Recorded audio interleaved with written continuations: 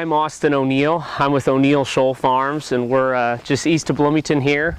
Today I'm going to show you some soybeans that we planted here mid-April. In the spring with soybeans, we're trying to get out as early as possible. We've now known that through years of study that the earlier the soybeans can be planted, the better our yield will be. This air seeder here is what we use to plant all of our soybeans on the farm. Everything is no-till on our farm for soybeans, so this machine is set up specifically so we can plant with no tillage. We're trying to look for the correct soil conditions in the spring. These seeds, soybean seeds, will be placed in a slot in the ground between 1 inch and 2 inches deep. That's called the furrow. Soybeans usually grow to be about 3 to 5 feet tall. Soybean plants are photoperiod sensitive, which means they respond to day length and begin to flower when the nights start getting longer around the summer solstice on June 21st.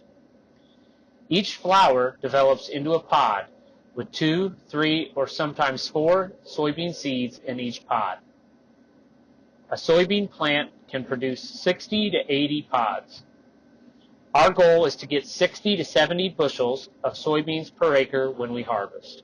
An acre is about the size of a football field. As soybeans reach maturity, the leaves will turn yellow, then brown, and fall off.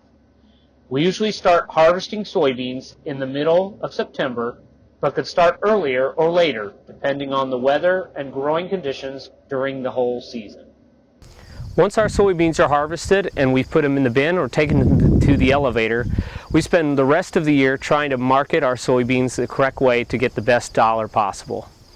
This year we've had huge fluctuations in prices because of COVID and other world issues. We've seen fluctuations from $9 all the way up through $14 a bushel, which is 60 pounds for our soybeans. So throughout the year I'm watching my phone, iPad, or computer, watching the Chicago Board of Trade and contacting my local elevators to see what the best price will be at the right delivery date. Including seed, fungicide, and herbicides, it'll cost us around $650 per acre to grow soybeans this year, and that does not include the man, the machine, or our land costs, if we own it or rent it. Here in McLean County and on our farm, we grow soybeans because it works very well with a corn and soybean rotation. The corn and soybeans help balance each other out as far as nitrogen and soil. So especially with our flat, black, and well-drained ground, soybeans grow very well here throughout the year.